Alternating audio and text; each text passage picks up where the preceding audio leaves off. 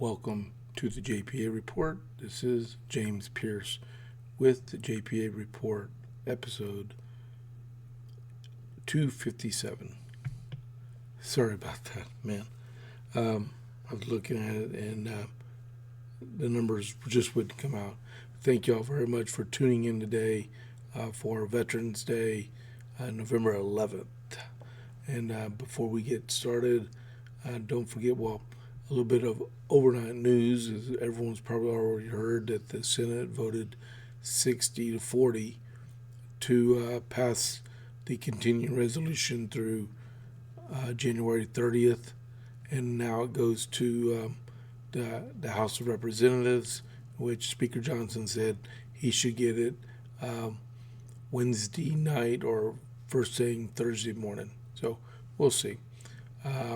But thank you all very much for tuning in today. Before we get started, don't forget to click that follow button. And then right next to it is that thumbs up button, which is like. Press that, please. And then share the podcast and repost it.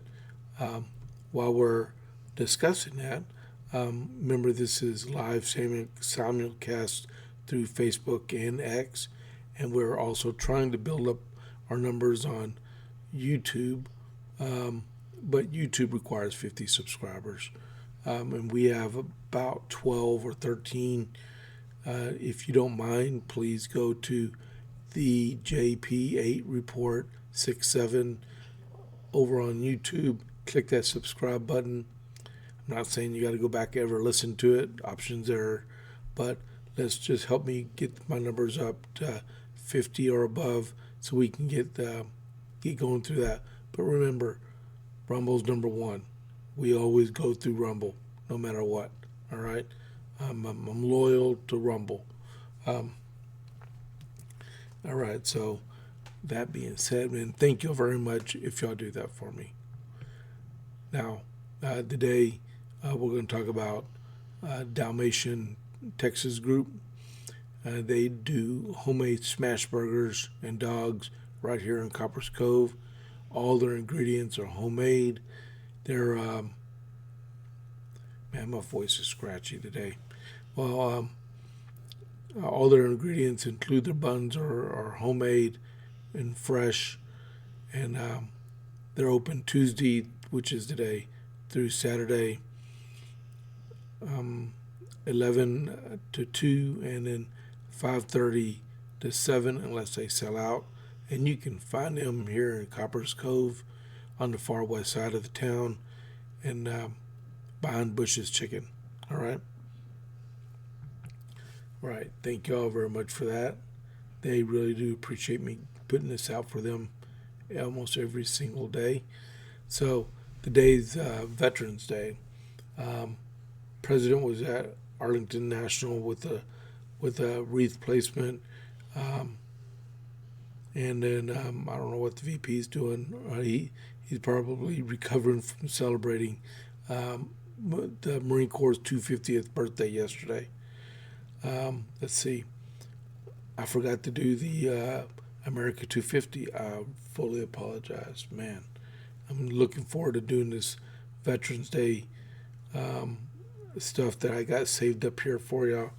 And I forgot to talk about America 250. So the day on November 11th, 1775, the British Army General Guy Carleton ordered Montreal evacuated ahead of advancing American forces, which would be under General Richard Montgomery. So we're about to overrun Montreal and moving toward Quebec City. So another victory for the United States Army. So Veterans Day. Veterans Day was started on November 11th, 1919 under President Woodrow Wilson. It was first called Armistice Day because November 11th, 1918 at 11:11 a.m. it was that's when the ceasefire went into effect to stop World War One. It became a legal holiday in 1938, And in 1954, under President Dwight Eisenhower, it became Veterans Day. And then legally, there's supposed to be 2 minutes of silence at 2:11 p.m. On Veterans Day. I have no significance with the 2:11 p.m. because I try to correlate 11 a.m. in Europe would probably be about 6 in the morning, or about 6:11 a.m. here in the States. So I would love to have known what that 2 p.m. is. If anyone in the chat knows, chat it back to me in the live chat, please. And then there's been approximately 41 million Americans that have served in uniform since 1775, out of a total population of Americans since 1775, which is approximately 558 million Americans have lived since 1775. Our population right now is about 320 million. All right. So it's still running about 8% of Americans have actually worn the uniform. And then you can, about 8%. Yeah, that's about 8%. And then, and even less is served in combat. And there's been roughly 1.4 million that have given their lives. I think that is 1.2 or 1.4 million Americans that have given their lives in defense of our country.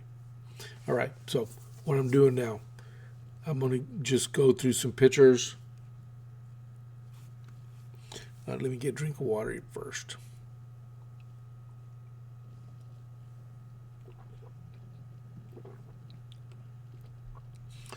Oh, by the way, I did tell y'all, I forgot to tell you, I did have that VA appointment yesterday. That's why I did the JP8 report at 2 p.m. yesterday. My numbers were all really, really, really good. So if you didn't watch yesterday's episode, today I just want to let you know my VA appointment went really well on Monday. I'm very grateful. Thank you for anyone that prayed for me out there. Alrighty, so I'm gonna got a series of pictures. This is my Veterans Day salute to me, my wife, and some buddies that served with me over this last several years in the Army. All right, so be patient. You'll enjoy some of this. This is really cool. All right, so first picture. That's my favorite veteran right there, my beautiful wife, Ann. Her basic training picture, and there's she married a little baby, I know, and technically she's older than me. That's me at Fort Dix in 1986, and that is her in, believe, 1988 in Fort McClellan, Alabama. Both of those bases have been decommissioned as active duty bases. All right. She was an MP, and I was Signal Corps. All right, so next picture, that's my grandpa and my uncle, is either my Uncle Drury or my Uncle Wayne. My Uncle Wayne was a combat vet. He was a Pearl Harbor survivor. My grandpa never got to go and fight. He just served in the Army. He had a whole boatload of kids. Maybe that's why they didn't let him go. But yeah, on the right is my grandpa. On my left, I believe that's my Uncle Wayne. I'm pretty sure of it. And yes, he was a Pearl Harbor survivor. And then I had my Uncle Drury also served, and he was part of the Normandy invasion. I don't have a picture of him. I had lots and lots of friends and relatives that served in the military. And then my next picture, there's a picture of Ann doing her dispatch job. I believe that is I wish I could see the patch on her left shoulder. I believe that since she's a PFC in that picture, and she looks remarkably young in that picture, I would say that she was at Fort Chaffee or Fort Sill doing Army Reserve duty. Okay, she's beautiful, isn't she? And then on the right side, she was in Germany. That's right after she hurt herself, and she got some really cool makeup on her face too at that time. This is before I met her, I believe. Alrighty. And then, let's see, let me advance to my next one. All right, so the picture on the left is my Enoch picture with my buddies here, and then that was my Enoch. That's Advanced Non-Commissioned Officers course. That's nowadays they call it the Senior Leaders course, but that was in 2005 at Fort Gordon, and then we have right here is one of my best friends, John Morton. He's the one that was killed in action in Afghanistan. And then Sergeant Mendoza. We got, where is he? Oh, right here. Sergeant Ramirez. There's me right here. Man, I'm forgetting Sergeant Chance, Sergeant Battle, not Sergeant Battle, Sergeant Cattle. He lives right down the street from me here in Coppers Cove. And then over there on the other side, this is the initial group of NCOs and officers for the 16th Signal Company. This is right after I got back from Afghanistan, from Iraq in 2008. Yeah. My first PL, Lieutenant Kluber, it's me. Lieutenant Osborne, he just retired as a lieutenant colonel. We have Captain Watts, he's now a full bird colonel. We have Lieutenant Doris, I believe he got out as a captain. Sergeant Major Vincent Washington. We have Sergeant Manning and Sergeant McCullum. He's one of my battles of all these guys, these NCOs. Very awesome first sergeant right here, Sergeant Major. All right, so let me click to the next one. Hope I'm not boring anyone. All right, this is Iraq. We painted this in one day.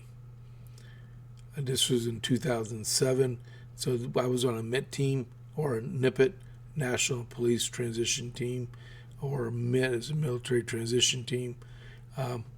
We had two of our MIT brigade MITs. I was on Brigade MIT 6280 Tiger team, and we had our battalion MITs under us, Team Talladega and Team Shark.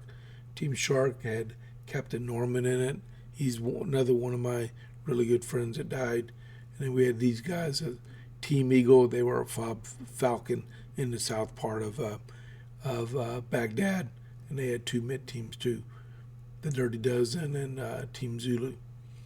And then over here is my MIT team. We had Sergeant Blackmore, Sergeant Johnson, Sergeant, oh my goodness, I can't remember his name right now. Then we have Captain Moore, and then we have Lieutenant Colonel Lieberman, Sergeant Heston, Sergeant Alfieri, Captain Burgos, Major Hawes. He passed away, I believe, 2010 or 2011. And then there's me, and then Major Amos. He retired as a lieutenant colonel. Alrighty, and then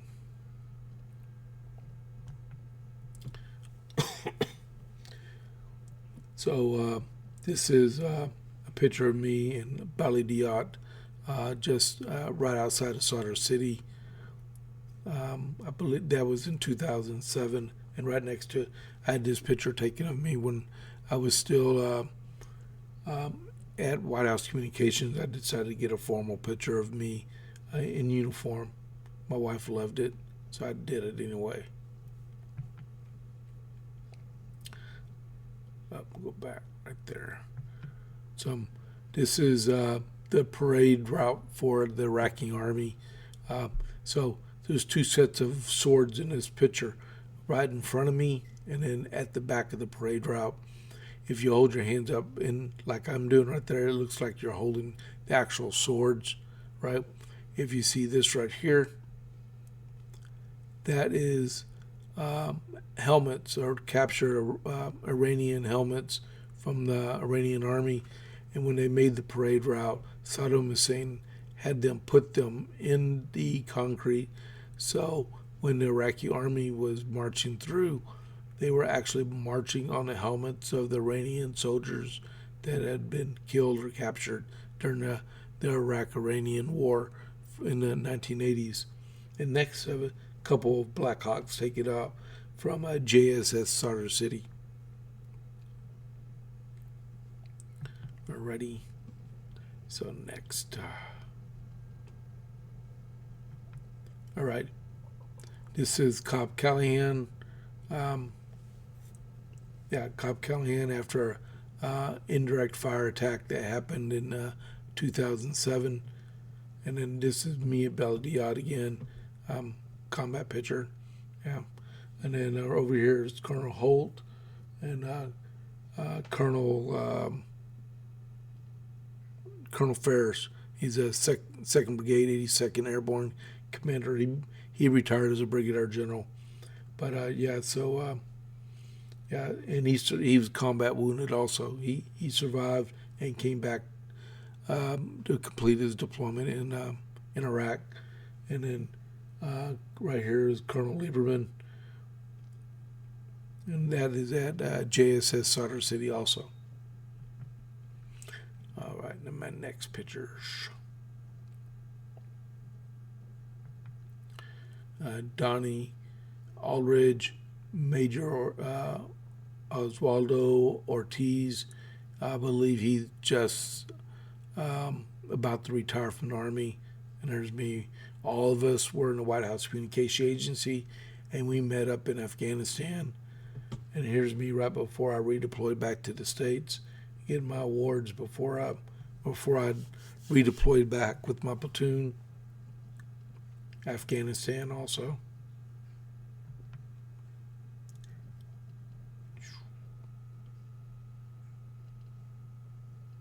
Trying to get my pictures right. Okay, this is back in Iraq. This is my Mint team again with our Cayman MRAP. Just a stage photo for all of us. If you've been in the military, you know we always like to get group pictures, right? This is my platoon in Afghanistan right after we got here. It's a stage backdrop. This is a real picture. We weren't standing in front of mountains. The guy that took the picture, he was a really good senior NCO, decided to put a backdrop in there, which is pretty cool. I could live with that. I took 64 soldiers to Afghanistan. Next picture. Oh, there's an old one and a new one. This is there's no battle going on there. It's just a dust storm from helicopters. This is Cop Ford. It's between Taji and Cop Callahan. It's a combat outpost. All right, as you can tell, June 19th, 2008. It's about a month before I left to come back to the States. And this guy is Specialist James Pierce in Saudi Arabia in 1991. And even back then, you didn't tell people where you were stationed at. So some knucklehead or cool guy put up a big sign somewhere in the eastern province of Saudi Arabia, because OPSEC means everything when you're deployed. You don't want to know. You don't want the enemy knowing where you're setting up at. But that's a cool picture. I saw that, and I had someone snap a picture of me. I was really young back then. I was like 22 years old.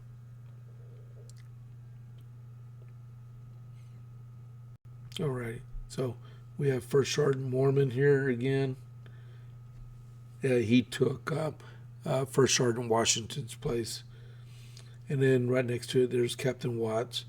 Right, we're getting ready to take off for Kuwait, and then right here, this is in my Iraq deployment. This is what we call the JDAM building. This is at FOB Loyalty. There was a JDAM dropped on the top of this building during the initial assault in Baghdad, and the building survived. Well, the building barely survived, and I don't know what it is, but they actually built offices on inside this building. I only went into it once, and I was nervous the whole time I was in there. I don't see how the thing survived. It's still standing, but I seen another picture of it, and it looked rough. Somehow they reinforce it so it would survive. All right, so my next picture, these are my NCOs that I took to Afghanistan with me. Every single one of them is NCO. These two are married. They're the Williams, Patricia and Brandon. Now, I'll tell you a quick story about these guys. And these guys, they're married, and right before this picture, we were getting all ready and stuff. We had some downtime. Them two went off to a place, and where were we? We're at Camp Buring. They actually had a kiosk there where you can get a manicure and pedicure. Don't throw rocks at me. But them two together went and was getting mani and pedi when I got the call that we got to marshal together to get ready to deploy out. So we had people running all over Camp Buring trying to find and get the platoon back together to prepare to leave from Camp Buring to go to Ali al-Salim to fly into to Bagram. And we found them, but yeah, they were together getting a manicure and a pedicure. But that's how it goes. And then these guys were Sergeant Harrison, Specialist Hall, Marcel Hall. There's me. I forget this guy. This guy is PFC Timothy Coleman. He retired as I believe, Sergeant First Class. And there's Brandon Williams again. All right. Man, I ain't seen some of these pictures in a while. And this lady right here, Leslie Johnson, she was E5 back then, and she was staff sergeant, and she got a meritorious service medal when she left. And there's Sergeant Job. He became a drill sergeant when we got back. Some good pictures going on here. All right, on the way back here, as you can see, the Meritorious Service Medal for Sergeant Johnson. That was Keffendorfer. And then this is Sergeant Roberto Zamudio. He was a pretty good guy. He's from South Texas. And then there's Captain Watts.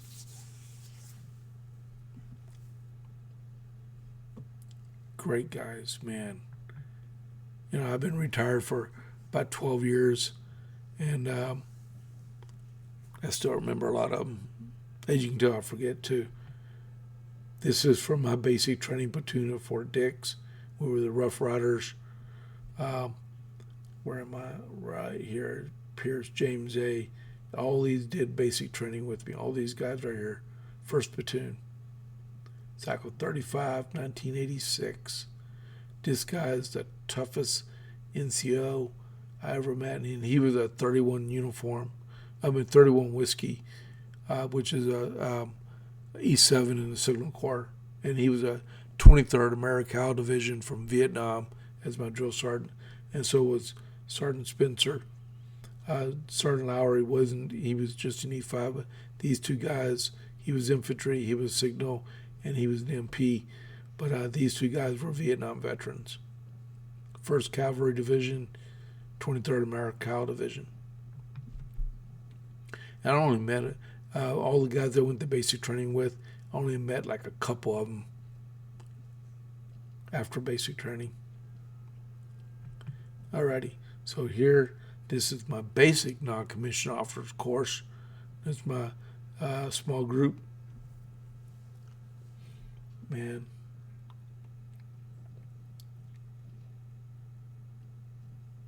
I have that Fort Gordon also. And then over here is my retirement group picture. And Sergeant Mercer, First Sergeant Nauta, man, Sergeant Doctor, Sergeant Canetti, Sergeant Jones, Lieutenant Woolridge.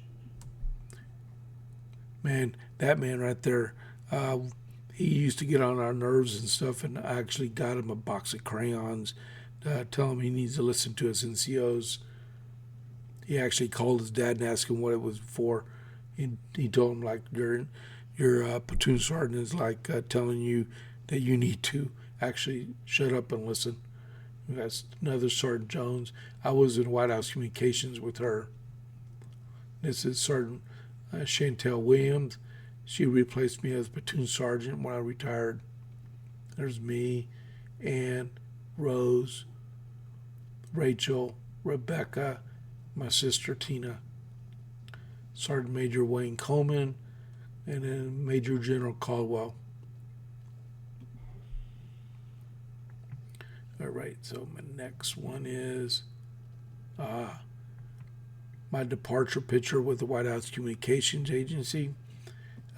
Oval Office, President Bush.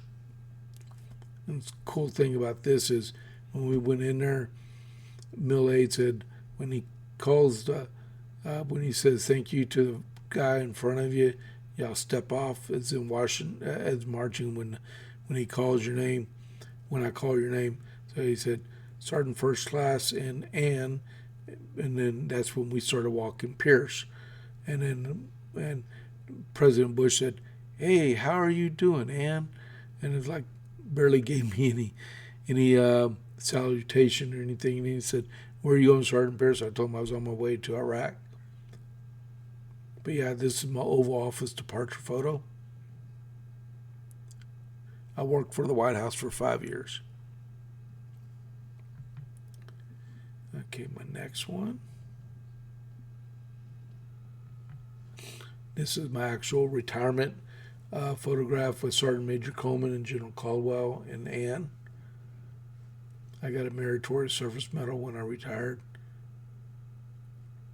My recruiting badge, my Presidential Service badge, my 82nd Airborne Division former wartime service shoulder sleeve insignia, aka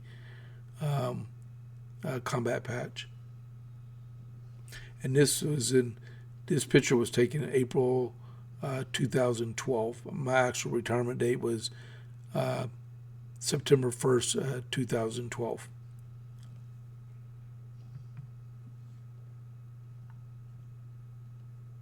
All right, that was all my pictures, and I hope y'all enjoyed them.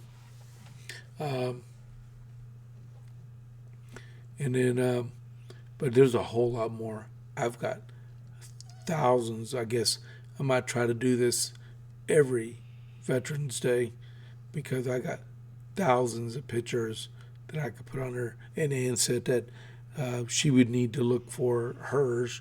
She won't come out here, no matter how much I yell her name or anything. She won't come out at all. She doesn't want to go. I actually mentioned to her a couple of times and said, "Hey, how about you trying to do a podcast with me or doing your own podcast?" And absolutely no. And she does not want to do that at all.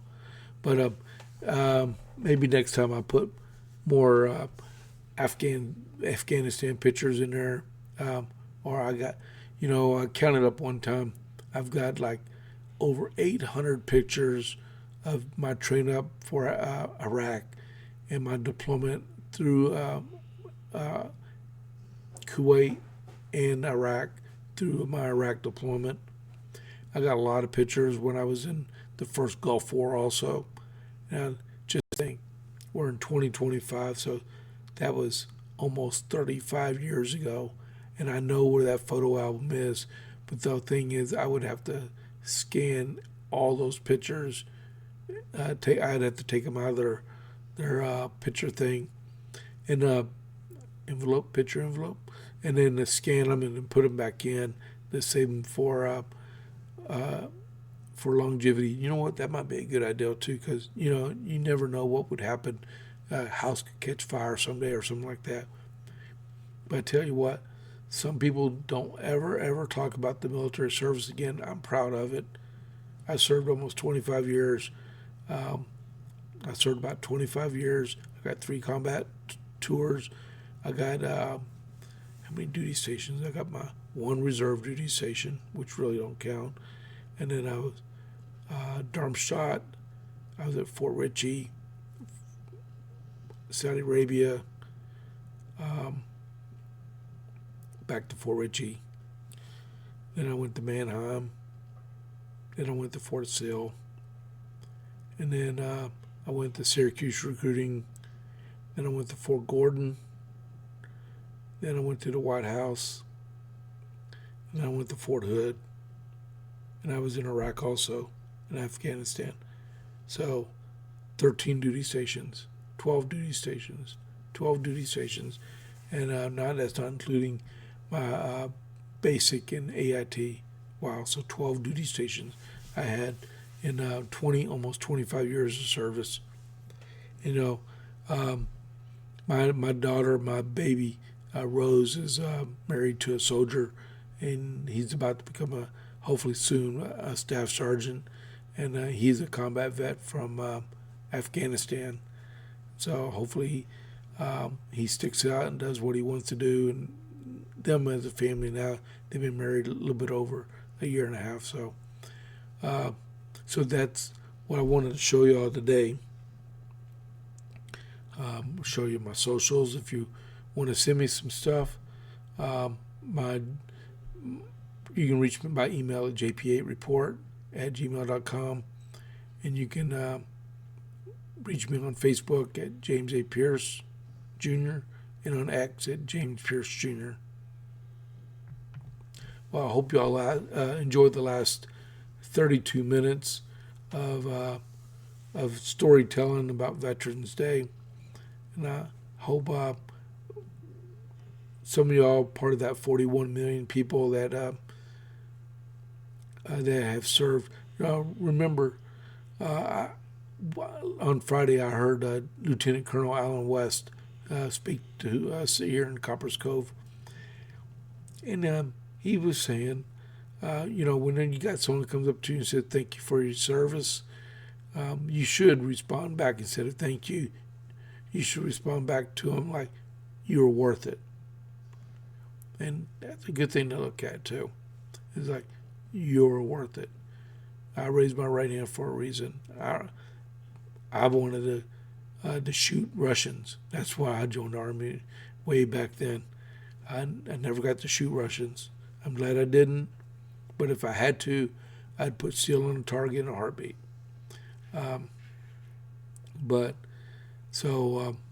Tomorrow you'll catch me live again. Where I was 12 o'clock today, 2 o'clock on Monday. So I'm going to continue on the 12 o'clock mark unless something happens, right? So thank y'all for tuning in today. I will catch you on the flip side.